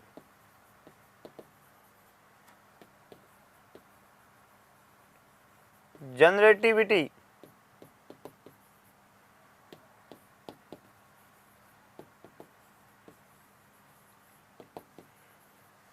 ego integrity. यहाँ पे ट्रस्ट वर्सेज मिसट्रस्ट ऐसा बोलते हैं हम, जिसका पॉजिटिव एस्पेक्ट आएगा hope, hope. Autonomy versus shame या डाउट, विल। जितना ऑटोनोमस फील करेगा बच्चा उतना उसका विल पावर अच्छा होगा। Industry, initiate versus guilt, industry versus inferiority, inferiority. Identity versus role confusion, role confusion. Intimation versus isolation, isolation. Generativity versus stagnation, stagnation. और ego integrity versus despair, despair. याद रखना यहाँ पे कुछ पॉजिटिव एस्पेक्ट होता है इन सब में। जैसे पहले था होप, फिर था विल, फिर है पर्पज, फिर है स्किल, फिर है लॉयलिटी, फिर है लव, फिर है केयर, फिर है विजडम। तो होप है, विल है, पर्पज है, स्किल है, लॉयलिटी है, लव है, केयर है, विजडम है। ये सब पॉजिटिव कैरेक्टर डेवलप होते हैं। पहला stage trust versus mistrust, autonomy versus shame या doubt, initiate versus guilt, industry versus impurity, identity versus role confusion, intimation versus isolation, generativity versus stagnation, ego integrity versus despair. ये psycho social जो है आपका theory है। तो एक psycho sexual theory चलती है, एक साइको सोशल थ्योरी चलती है। और यहाँ पे जीन पाएजे की जो थ्योरी है वो कॉग्निटिव डेवलपमेंटल थ्योरी है। और एक जो थ्योरी हमने बता दी पहले, वो कौन सी है प्यारे दोस्तों? वो थ्योरी आपकी कौन सी है? मोरल थ्योरी है, जो लॉरेंस कॉलबर्ग ने दी थी। हटना थोड़ी देर सर, स्क्रीन शॉट लेना है। भाई स्क्रीन शॉट तो दिमाग में छापो तुम, स्क्रीन शॉट मोबाइल वाले तो मोबाइल में रह जाएंगे। हम जब पढ़ते थे तो हम किताबों से खींचते थे, मोबाइल से शॉर्ट, ऐसे तो कोई पढ़ाता नहीं था, किताब से खींचते थे, वो मोबाइल में ही रह जाते थे, क्योंकि वो लेते लेते थे, उनको पढ़ने का दोबारा समय नहीं होता था। जब उस समय पढ़ा, जैसा पढ़ा वैसा याद रहता है, इसलिए दिमाग में छापो इनको। इनको मोबाइल में छापने से कोई, तुम ले लो स्क्रीनशॉट ले लो, है कि नहीं है, और हमें भी साथ में ले लो थोड़ा स्क्रीनशॉट में, है कि नहीं है? लेकिन इससे पार मामला होगा नहीं, ठीक है। अगले प्रश्न की तरफ बढ़ते हैं। दिमाग में छापना पड़ेगा थोड़ा, दिमाग में, किसमें छापना पड़ेगा? दिमाग में छापना पड़ेगा। हाँ, दिमाग में छापो तो मामला बन जाएगा तुम्हारे।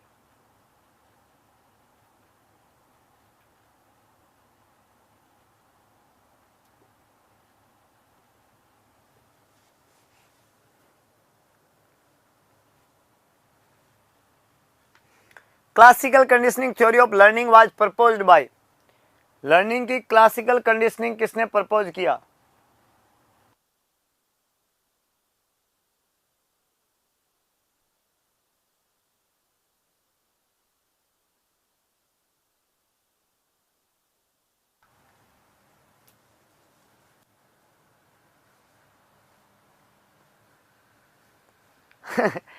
वारे मेरे लाले, कह रहे सर आप तो दिल में हो, दिमाग में नहीं, क्या बात है, हैं?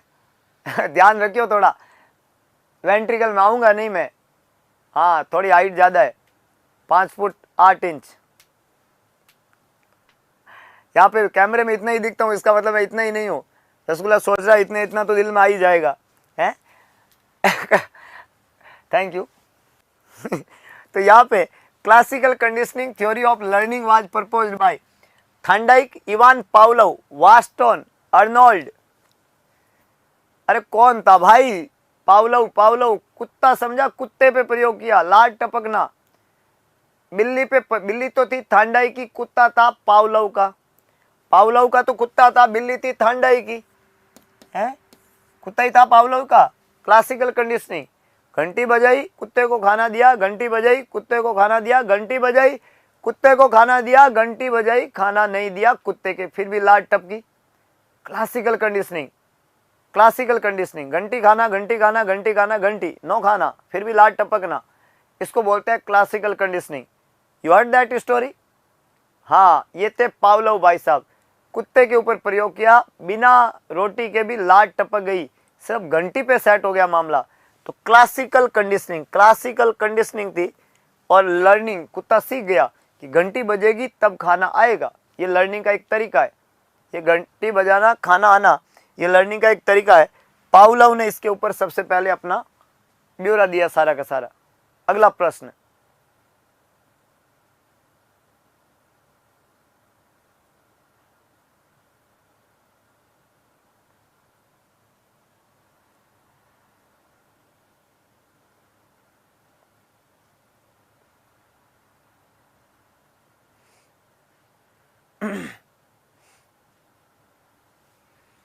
Personality is largely influenced by, personality जो है वो लार्जली किसके द्वारा इन्फ्लुएंस होती है? स्पीच के द्वारा, गेस्चर के द्वारा, सोशल इंटरेक्शन के द्वारा, और लैंग्वेज के द्वारा।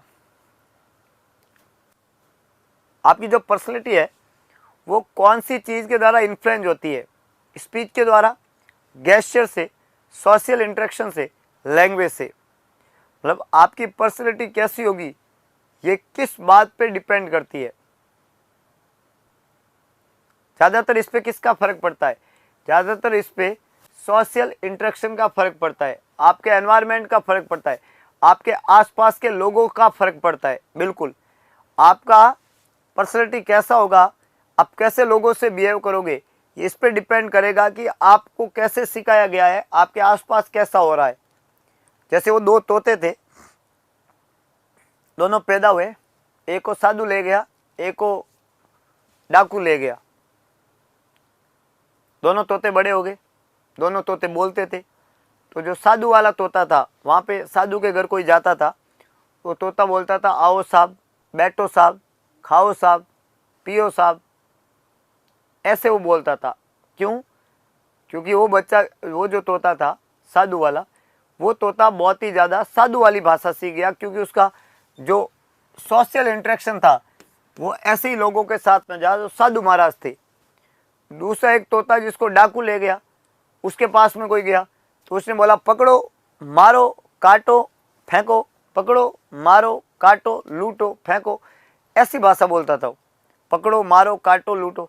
तो वो इसलिए ऐसा से क्योंकि वहाँ पर उसको जो मिला दैट इज़ वेरी इंपॉर्टेंट। तो सोशल इंटरेक्शन जैसा होता है वो बच्चा वैसा ही सीखता है, उसकी पर्सनैलिटी वैसी बनती है। स्पीच, गेस्चर, लैंग्वेज नहीं, सोशल इंटरेक्शन। समाज के साथ में जो भी इंटरेक्शन रहेगा, जो भी लोग सिखाएंगे, जो भी देखने को मिलेगा उसको, वो वैसा हो जाएगा। That is very basic. अगला क्वेश्चन, एक्सप्रेशन और demonstration of one's angry behaviour through verbal dialogue और फिजिकल असॉल्ट और both may be termed as. अच्छा सवाल है। Example good sir, very good. आगे चलें। अब कहाँ मिलेगा सर? कौन? तोता चाहिए तुम्हें? दिलवा देंगे, तोता भेज देंगे हम यहाँ जोधपुर से, ठीक है। इंस्टाग्राम पे भेज देंगे, राजू सर नर्सिंग वाला इंस्टाग्राम है, उस पर भेज दूंगा मैं तुम्हें तोता जोधपुर से, ठीक है, रवाना कर दूंगा। घबराने की जरूरत नहीं है, तोता तोती सब भेज देंगे तुम्हारे लिए। तुम अभी पढ़ने पे फोकस करो। बहुत ही इंटरेस्टिंग क्वेश्चन है। एक्सप्रेशन और demonstration of one's angry behaviour through verbal dialogue और physical assault. Verbal dialogue, physical assault, दोनों काम यहाँ पे आप कर रहे हो। फिजिकली रूप से असॉल्ट भी कर रहे हो, वर्बल रूप से डायलॉग बाजी भी कर रहे हो, दोनों तरीके से परेशानियां कर रहे हो। तो वर्बल असॉल्ट और फिजिकल असॉल्ट और वर्बल डायलॉग दोनों के थ्रू अगर आप वहाँ पे मरीज में एक्सप्रेशन और डेमोन्स्ट्रेशन कर रहे हो एंग्री बिहेवियर को, तो इसको रिप्रेशन नहीं कहते, रिग्रेशन नहीं कहते, इसको एग्रेशन कहते हैं। एग्रेशन है ना। रिप्रेशन और रिग्रेशन दो अलग अलग बातें हैं। रिप्रेशन और सप्रेशन का मतलब होता है कि आपके साथ में कुछ ऐसा घटना हुआ जिसको आप भूलना चाह रहे हो और आप भूल चुके हो, उसको रिप्रेशन कहते हैं। अनकॉन्शियसली माइंड से आप भूलाना चाहते हो तो सप्रेस कर रहे हो और भूल ही जाते हो तो रिप्रेस हो गया। और रिग्रेशन का मतलब होता है चाइल्डिश बिहेवियर, बच्चों जैसा बिहेवियर करना, उसको रिग्रेशन कहते हैं। लेकिन आप वर्बल डायलॉग और फिजिकल असॉल्ट करते हो तो इसको हम क्या बोलते हैं? इसको हम एग्रेशन के नाम से जानते हैं। तो सी यहाँ पे करेक्ट आंसर है। This is known as aggression. A, B और डी तीनों ही गलत स्टेटमेंट है। C is the correct one, rest all are incorrect. अगला प्रश्न, अगला प्रश्न, ladder pattern refers to. Ladder pattern जो है किसको रेपर करता है?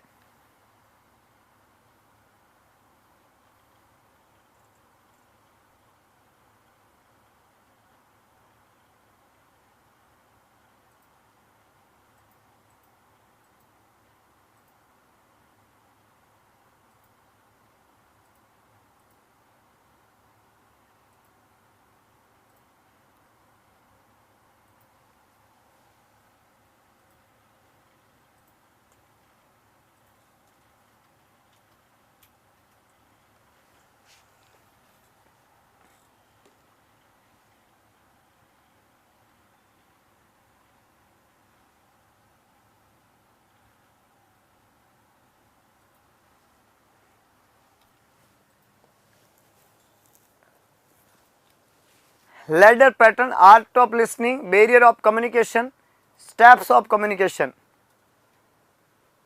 क्या बात है, क्या बात है भाई। स्वाति, मंजू, कविता, सोनपति, आराधना, रीमा, सुशीला, सभी लोगों ने जबरदस्त, बहुत ही शानदार आंसर लिखा है। लैडर पैटर्न जो है ये कम्युनिकेशन के स्टेप्स है ना। ये जो लैडर पैटर्न होता है ये कम्युनिकेट जब हम करते हैं, कम्युनिकेशन का जो तरीके होते हैं उसमें इसको काम में लिया जाता है। So this is not a art of listening and this is not a barrier of communication. तो इसको हम क्या बोलते हैं? कम्युनिकेशन के स्टेप के नाम से जानते हैं। Ladder pattern are the part of communication. अगला प्रश्न है value of human developmental index. HDI जो होती है ना, HDI, उसकी नॉर्मल वैल्यू कितनी होती है? ह्यूमन डेवलपमेंटल इंडेक्स जो होती है वो आपकी पर कैपिटा इनकम के आधार पे रहती है। और ये जो ह्यूमन डेवलपमेंटल इंडेक्स होती है HDI, इसकी नॉर्मल वैल्यू कितनी होती है? 101। याद रखना, ये 0, 10, 0, 100 और 0 1000 नहीं है, ये 01 है। That is HDI, per capita income के थ्रू इसको वो करते हैं। और ये कितनी होती है नॉर्मल? तो यहाँ पे जवाब रहेगा उसका 0 से 1। HDI human development index, per capita income. Dowry prohibition act was given in which year? दहेज प्रथा रोकथाम का जो कानून बना था, ये आपको बताना है।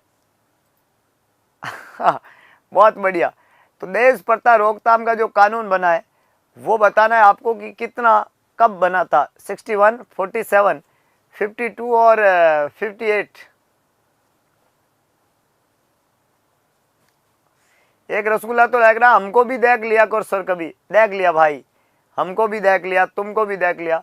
हमने तुमको देखा, तुमने हमको देखा, बस हो गया काम बराबर, है ना। तो फिर तो हम आपको देख रहे हैं, आप हमें देख रहे हो और आंसर लिख रहे हो, लेकिन आंसर गलत लिख रहे हो।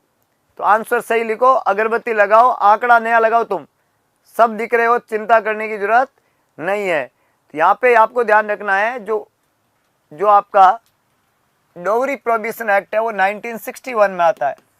कब आता है? 1961 में, 1961 के अंदर 61 में ये एक्ट आया था पहली बार। याद रह जाएगा। जिन लोगों ने गलत आंसर लिखा है उनको दोबारा लिखना है कि नहीं? 1961 is the correct one.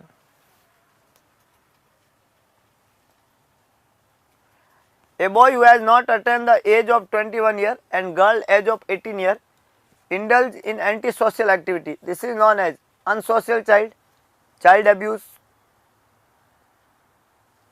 congregate group,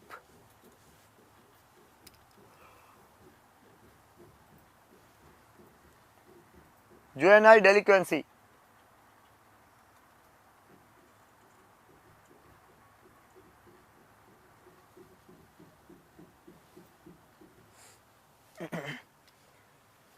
Not attain 21 year of age and girl age 18 year indulging antisocial activity.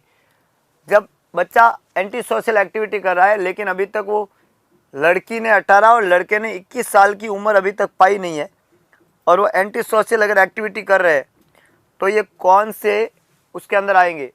कौन सा गुना है ये? अनसोशल चाइल्ड है, चाइल्ड अब्यूज है, कॉन्ग्रीगेट ग्रुप है या जुवेनाइल डेलिक्वेंसी है?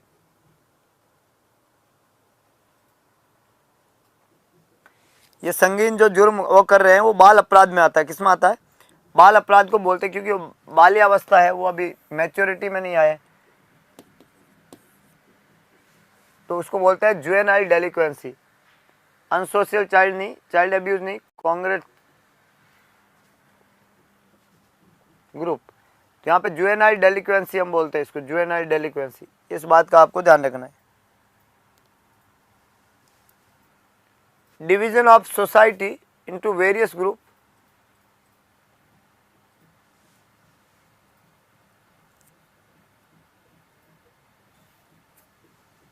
Division of society into various group having their own characteristic, status and role. Characteristic, status and role उनके खुद के होते हैं और अलग अलग ग्रुप के अंदर हमने सोसाइटी को डिवाइड किया है। क्या बोलेंगे? Social stratification, social control, social change, social class. क्या बोलते हैं उसको? अलग अलग ग्रुप बना देते हैं और उसके अंदर डिवाइड कर देते हैं। हम इसको किस नाम से जानते हैं? Social stratification, social control, social changes और सोशल क्लास।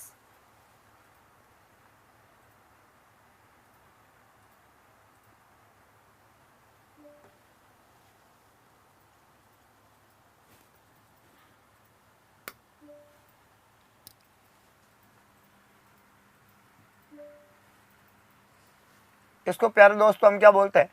सोशल। याद रखना इसको हम क्या बोलेंगे? इसको हम बोलेंगे सोशल।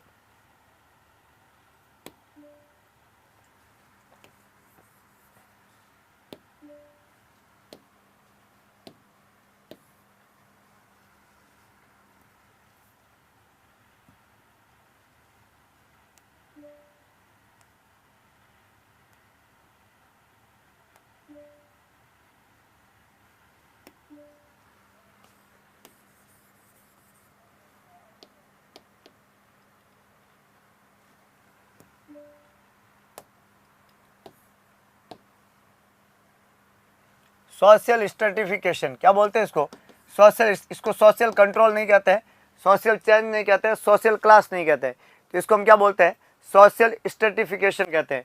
तो यहाँ पे डेफिनेटली करेक्ट आंसर ये है, इसको बोलते हैं कि डिवीजन करते हैं हम सोसाइटी का वेरियस ग्रुप में, जिसमें खुद के उनके कैरेक्टरिस्टिक होते हैं, खुद के स्टेटस, खुद के रूल्स होते हैं, खुद के रोल्स भी रहते हैं, इसको बोलते हैं सोशल स्ट्रेटिफिकेशन। अगला प्रश्न है यहाँ पे, in hospital recommendation quantity of water per day पर पर्सन इज, हॉस्पिटल के अंदर वाटर की क्वांटिटी, हॉस्पिटल के अंदर वाटर की क्वांटिटी जो होता है पर डे पर पर्सन कितनी होती है, 100 से 150 लीटर, 50 से 200 लीटर, 200 से 250 लीटर और 250 से 300 लीटर, बताओ कितनी होती है पर डे। सभी लोगों को जवाब लिखना है। हॉस्पिटल के अंदर वाटर की क्वांटिटी की बात हो रही है। देखो भाई, कुछ रसगुल्ले जो है यहाँ पे उत्साहित मन के साथ में नहीं जुड़े हैं, तो आंसर सबको लिखना है, ऐसे टुकर टुकर देखते नहीं रहना है ना, कि बस बैठे हैं देख रहे हैं क्या हो रहा है, ऐसे मत, ऐसे हारे हुए मन से कभी भी नहीं रहना चाहिए जिंदगी में। वो कहता है ना, छोटे मन से कोई बड़ा नहीं होता, टूटे मन से कोई खड़ा नहीं होता। तो अगर आप जिंदगी में लड़ने का ताकत रखते हो, जोश जुनून पागलपन रखते हो, हिमाकत रखते हो, तो एक योद्धा की तरह लड़ो यहाँ पे। तो यहाँ पे हमने बोला पर डे हॉस्पिटल में जो क्वांटिटी ऑफ वाटर दिया जाता है पर डे हॉस्पिटल में पर पर्सन को, तो वह 250 से 300 लीटर। डी यहाँ पे करेक्ट आंसर है। ए, बी और सी तीनों ही गलत स्टेटमेंट है।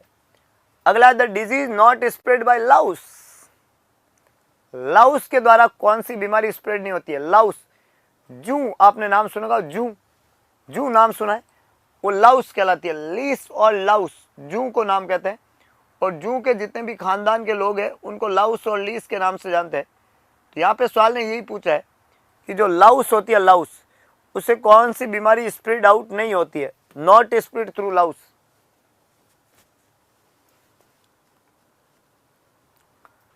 लाउस से कौन सी बीमारी नहीं फैलती है।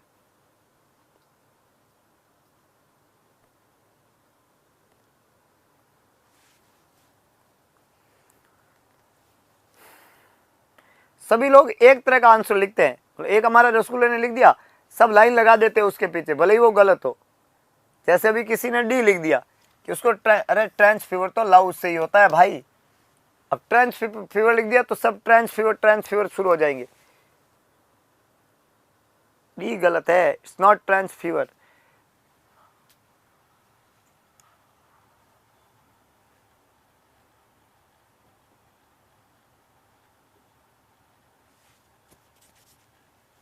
तो ये तो गलत हो गया। अच्छा, रिलैप्सिंग फीवर भी लाउस से ही होगा और क्यू फीवर भी लाउस से ही होता है। तो आपका जवाब क्या होना चाहिए, एपिडेमिक टाइपस। ये टिक बाइट से होता है, लाउस से नहीं होता है। इसका तरीका होने का जो है टिक बाइट रहता है।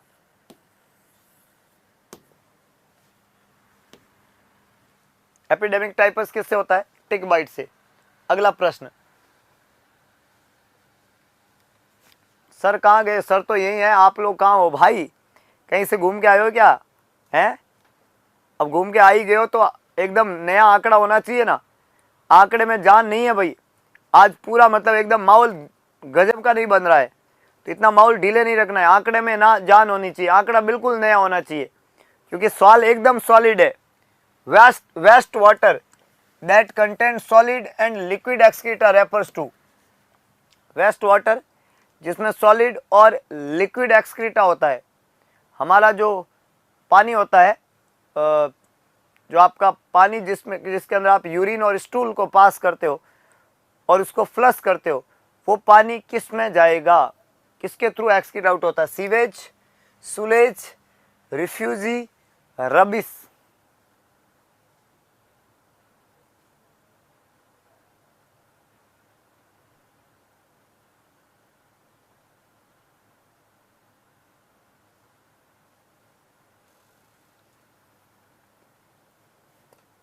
कुछ लोगों ने अच्छा जवाब लिखा है ए ए ए, कुछ लोगों ने बी आंसर भी लिखा है। यहाँ पे बी आंसर तो नहीं होगा भाई।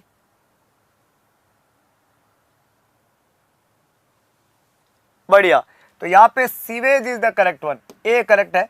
सुलेज नहीं कहते हैं, रिफ्यूजी नहीं कहते हैं, रबिश नहीं कहते हैं। तो करेक्ट आंसर एक्चुअली में कितना है? एक्चुअली में इसको कहते हैं सीवेज का पानी। सीवेज का वो पानी है जिसमें आपके एक्सक्रीटा होते हैं, जिसमें आपका यूरिन होता है, जिसमें आपके वेस्ट होते हैं। तो जिसमें आपका यूरिन है, एक्सक्रीटा है, वेस्ट है, वो सीवेज का पानी कहलाता है। That is sewage water. कौन सा वाटर है? सीवेज वाटर है। तो यहाँ पे करेक्ट आंसर कौन सा बनेगा? ए बनेगा, इट्स सीवेज वाटर। अगला प्रश्न है, विच of the following is not the adverse health effect of noise pollution.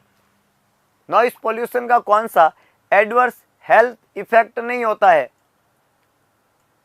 और कौन सा होता है? विच of the following is not the adverse health effect of noise pollution. 4 option है। पहला लिखा हुआ है हियरिंग लॉस, दूसरा है लॉस ऑफ कंसंट्रेशन, तीसरा है इंक्रीज इन ब्लड प्रेशर और चौथा है एक्सेस स्लीप। कितना इजी सवाल है। अंधा आदमी भी बता दे कि किसको सुनाई नहीं देगा या ज्यादा आवाज से क्या होगा, यार कोई बता देगा यहाँ पे। और आप तो बिल्कुल बता दोगे, मुझे पता है, क्योंकि आपके पाले में है ज्ञान बिल्कुल है। हमने यहाँ पे पूछा कि अगर लाउड साउंड हो, 80 डेसिबल से ज़्यादा साउंड वहाँ पे प्रोड्यूस हो रहा हो, मोर देन 80 डेसिबल साउंड वहाँ पे है, सीवियर नॉइस पॉल्यूशन वहाँ पे हो रहा है, एडवर्स इफेक्ट क्या रहेगा? इतना नॉइस पॉल्यूशन अगर होगा तो मरीज को हियरिंग लॉस हो जाएगा, बिल्कुल हो जाएगा। मरीज की कंसंट्रेशन जाएगी, मरीज का बीपी बढ़ जाएगा, तीनों हो जाएगा। लेकिन मरीज को ज़्यादा नींद आएगी, बिल्कुल नहीं। नींद चैन सब उड़ जाएगा, नॉइस पॉल्यूशन इतना होगा तो। एक्सेस स्लीप का कोई कंसेप्ट नहीं है। मरीज को नींद ज़्यादा आएगा ऐसा कोई कंसेप्ट नहीं है, नींद फुर हो जाएगी ऐसा कंसेप्ट जरूर है। तो नॉइस पॉल्यूशन जब होगा तो नींद गायब हो जाएगी, चैन गायब हो जाएगा, है ना।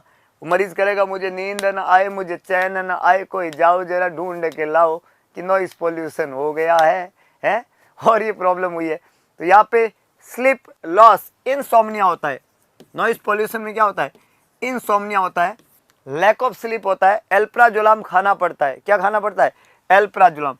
हियरिंग लॉस हो जाएगा, कंसंट्रेशन ढंग से नहीं कर पाएगा, ब्लड प्रेशर बढ़ जाएगा, नॉइस पॉल्यूशन से ब्लड प्रेशर बढ़ जाएगा, पर नींद यहाँ पे मरीज को नहीं आएगा, ये बात तो तय हो जाएगा। तो ये बात आपको यहाँ पे ध्यान रखना नॉइस पॉल्यूशन में। What do you understand by acid rain? ये एक और मजेदार सवाल है, अभी काफी रसगुल्ले यहाँ पे फंस जाएंगे। एसिड रेन का क्या मतलब है? The pH of rain water goes below 7, the pH of rain water goes below 5, raining of hydrochloric acid from sky, raining of sulphuric acid from sky.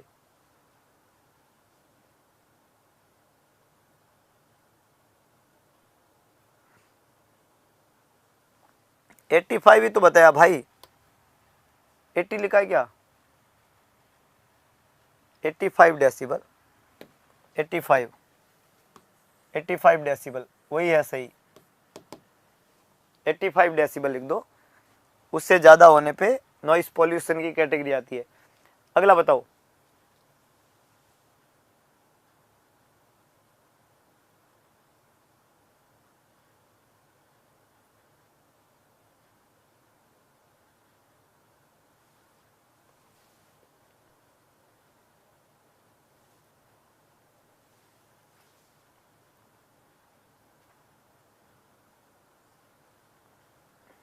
D B A D B कुछ भी लिख रहे हो भाई।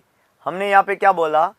हमने बोला कि अगर किसी मरीज में अगर यहाँ पे एसिड रेन हो रही है, कोई कह रहा है, तो एसिड रेन का मतलब ये नहीं है कि जिस रेन में वाटर का pH 7 से कम हो, या ये नहीं है कि वाटर का pH 5 से कम हो, या ये भी नहीं है कि ऊपर से हाइड्रोक्लोरिक एसिड बरसेगा। ये तीनों एसिड रेन नहीं है। एसिड रेन का मतलब है सल्फ्यूरिक एसिड जो है ना, raining of A sulphuric acid from sky. Sky से, आकाश के बादलों से सल्फ्यूरिक एसिड की रेन होती है। रेनी वाटर में सल्फ्यूरिक एसिड होता है, इसको हम एसिड रेन के नाम से जानते हैं। डी यहाँ पे करेक्ट आंसर है। It's raining of sulphuric acid from sky, raining of sulphuric acid from sky. बहुत बढ़िया। अगला प्रश्न है, ये एसिड रेन का कंसेप्ट है, देखिएगा। यहाँ पे जो रेनिंग हो रही है वो H2SO4 है। H2SO4 जो है वो सल्फ्यूरिक एसिड है। सल्फ्यूरिक एसिड की रेनिंग जो है वो यहाँ पे देखने को मिलेगी। अगला प्रश्न है, the mosquito that breed mostly in artificial collection of water? Anopheles, culex, Aedes.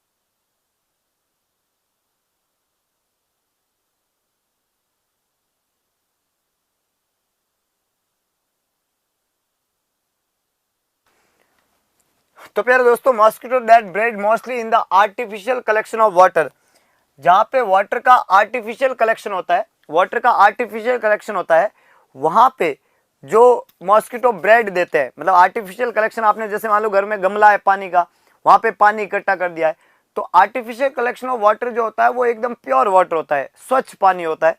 और स्वच्छ पानी के अंदर जो मॉस्किटो बनेंगे वो कौन सा होगा? स्वच्छ पानी में जो मॉस्किटो होगा उसको एडीज मॉस्किटो कहते हैं। कौन सा मॉस्किटो होता है? Aedes mosquito. एडीज मॉस्किटो जो है वो आर्टिफिशियल कलेक्शन ऑफ वाटर स्वच्छ पानी में होगा। एनोफ्लीज नहीं होगा, वो क्यूलेक्स नहीं होगा, वो मंसूनोइडस नहीं होगा। इसको हम क्या बोलते हैं? एडीज मॉस्किटो, है ना। और ये स्वच्छ पानी में होता है, आर्टिफिशियल कलेक्शन ऑफ वाटर। ये आपको यहाँ पे ध्यान रखना है। अगला प्रश्न है, during chlorination of water, water का जब क्लोरिनेशन होता है, क्लोरिनाइजेशन होता है, वाटर को प्योर करने का जो प्रोसीजर होता है कि नहीं? हाँ, तो point at which of the chlorine demand is met is called break point chlorination, super chlorination, contact period या क्लोरिनिक डिमांड। 4 ऑप्शन है। हाँ, गुमशुदा की रिपोर्ट दर्ज करा दो तुम और तुम कुछ ना कर पाओगे, है कि नहीं है? बहुत बढ़िया।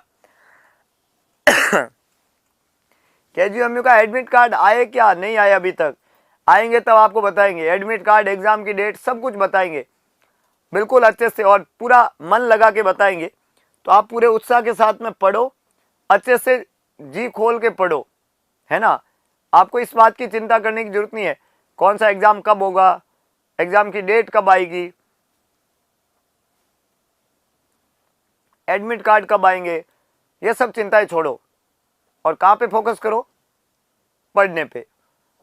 अगला प्रश्न, यहां पे बोला है जब क्लोरीनेशन होता है वाटर का तो point at which chlorine demand is met is called.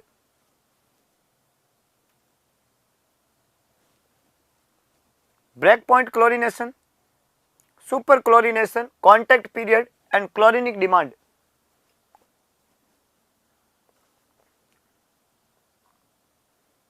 D गलत है लाले, डी गलत है। सवाल पे फोकस करो।